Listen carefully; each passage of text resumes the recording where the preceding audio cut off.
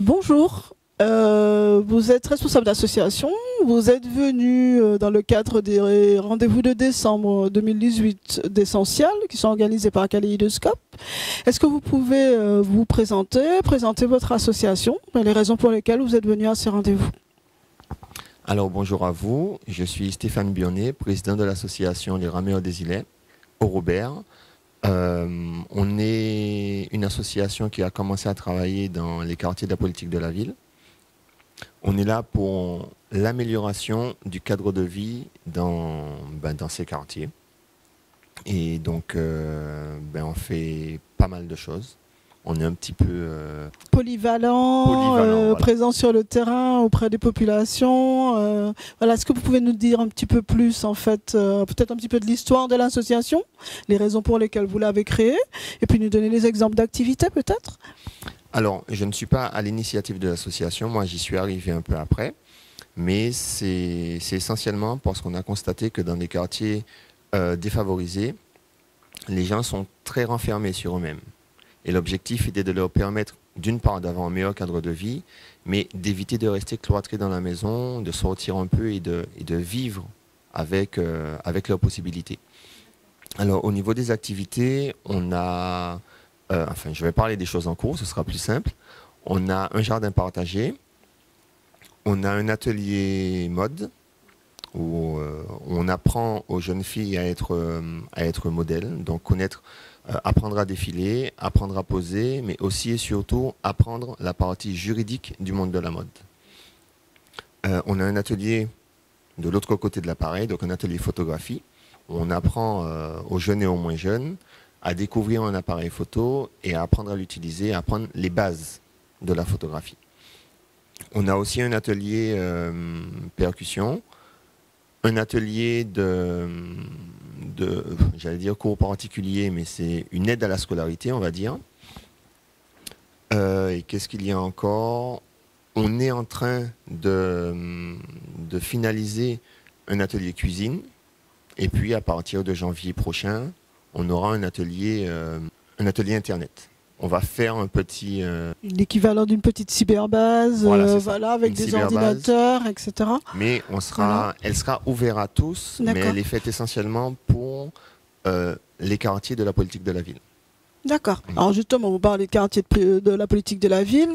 Quels sont vos bénéficiaires? Uniquement les personnes qui fréquentent les ateliers et qui bénéficient de vos activités, ce sont uniquement des personnes qui résident dans les quartiers prioritaires du Robert. Donc il y en a 3, vous allez me les rappeler. Et ou ce sont aussi des Robértains ou même des personnes des communes limitrophes ou même de la Martinique entière. C'est qui en fait? Alors les premiers bénéficiaires sont effectivement les quartiers de la politique de la ville, Trouterre, enfin sur le Robert, hein, Trouterre, Gâchette, et j'oublie le nom du troisième, mais ça va me revenir. Mais on ne se limite pas forcément à ce petit secteur du Robert, on travaille avec les Martiniquais. D'accord. Et donc, du coup, vous privilégiez en fait justement le mélange des populations. Tout à fait. Est-ce que vous avez une idée, c'est une petite question piège, mais est-ce que vous avez une idée de la proportion de fréquentation des ateliers, la part fréquentée par les personnes qui sont issues des quartiers prioritaires, et puis la part qui est représentée par les autres personnes, les autres usagers? Alors, dans tout ce qui est relatif à l'image, donc je vais parler de photographie et de mode, on a très peu de personnes qui sont dans les quartiers sensibles. On a plus des gens de communes environnantes qui viennent nous voir. Par contre, je vais prendre l'exemple de l'atelier du jardin partagé. On a essentiellement des jeunes et des moins jeunes du secteur. D'accord, très bien. Donc, du coup, vous pourriez dire que vous contribuez à l'attraction, à l'attractivité en fait du territoire des quartiers prioritaires, en permettant que d'autres personnes qui ne les connaissent pas puissent y venir et les fréquenter. Voilà. Alors, effectivement, on essaye au mieux, en tout cas, de créer une attractivité, et surtout, on a pris conscience que il n'y a pas que les jeunes, que les personnes, puisque ce ne sont pas que des jeunes, il n'y a pas que les jeunes, que les personnes, pardon, encore une fois, qui sont dans les quartiers sensibles qui ont des problèmes. Donc le manque de moyens, que ce soit technique ou financier, il existe partout en Martinique. Dans toutes les communes, on a des jeunes à problème, on a des moins jeunes qui sont en difficulté financière, et on n'a pas nécessairement besoin d'être dans un cadre de politique de la ville pour avoir des problèmes. Et du coup, ça permet aux personnes qui sont dans les quartiers sensibles de se rendre compte que, premièrement, même si on est mal, on n'est pas à l'agonie, et de se dire, bon, ben, je ne suis pas tout seul dans la situation, et ça aide à vivre mieux les choses. L'association existe depuis quand? Alors, elle existe depuis, si ma mémoire est bonne, 2001. D'accord, donc vous avez quand même 18 ans, quasiment, oui. 18 années d'existence. Là, est-ce que vous estimez que vous avez un tel niveau de maturité qui vous permet de partager votre expérience avec d'autres territoires, ou même de pouvoir développer vos activités en dehors de la commune de Robert, par exemple?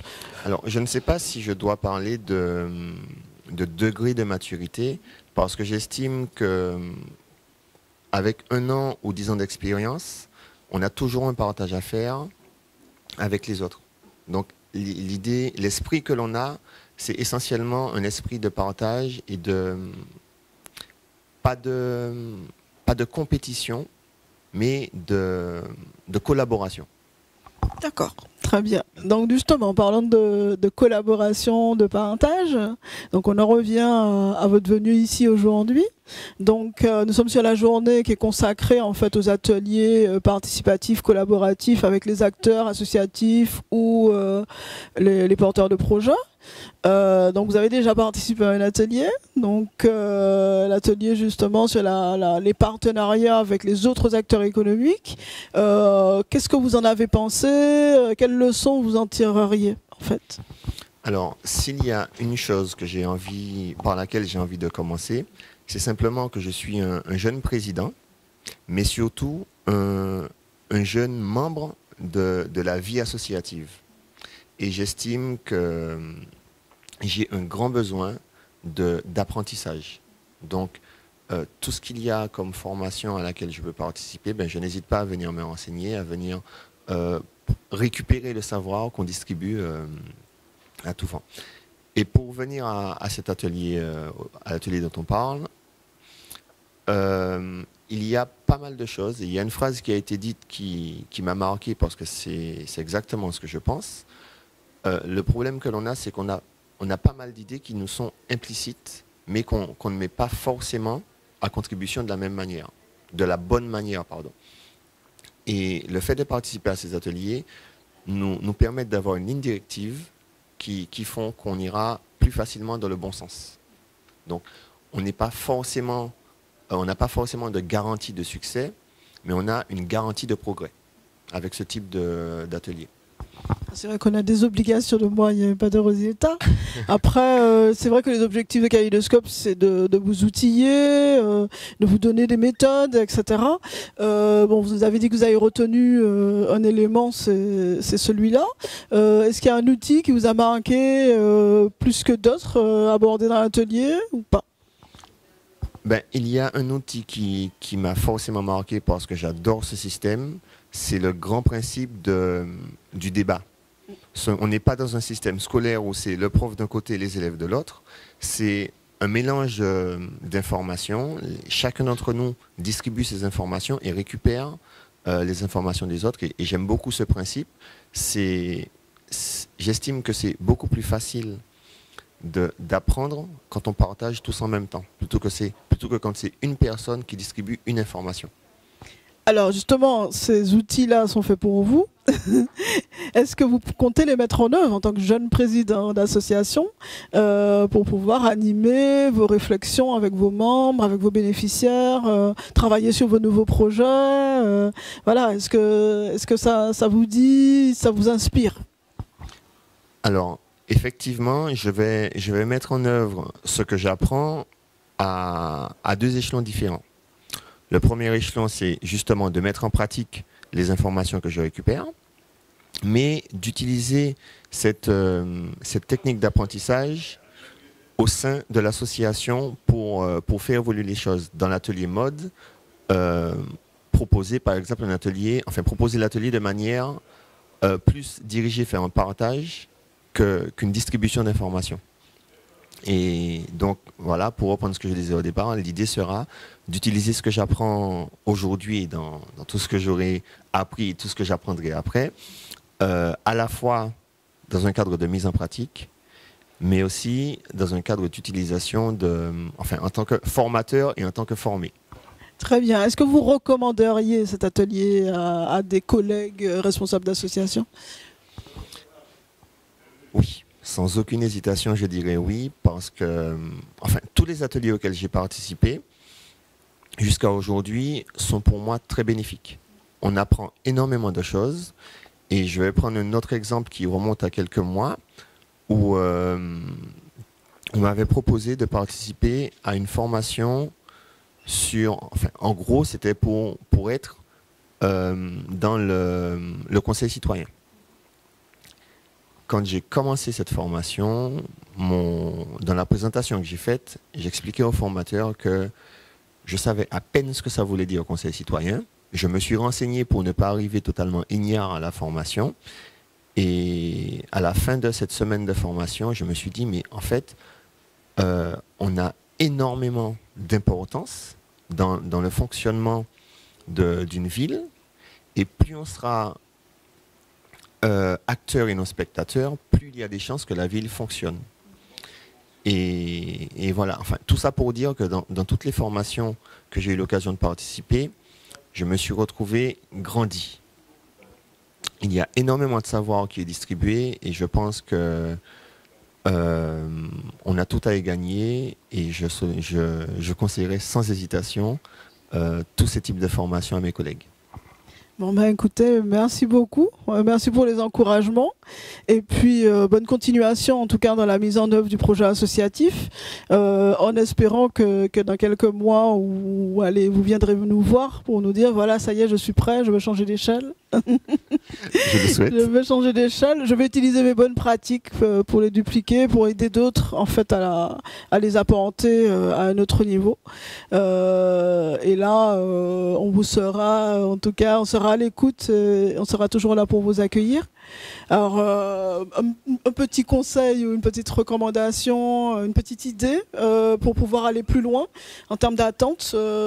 Voilà, qu'est-ce que pour conclure, vous diriez quoi? La seule chose que je pourrais dire aujourd'hui, c'est de travailler encore sur la communication de ces formations, parce que il y a encore beaucoup trop de personnes qui se plaignent du manque de savoir, alors que finalement, le savoir est là, il y a juste à le prendre. Donc il faudrait pouvoir travailler un peu plus sur la communication, même si elle est déjà pas mal. Si elle arrivait jusqu'à moi qui suis perdu dans mon petit monde, c'est qu'elle est déjà pas mal, mais continuer encore à travailler dessus, parce que il est très très important de pouvoir former les gens à évoluer. D'accord, très bien. Merci pour le conseil. À très bientôt. Au revoir. Au revoir.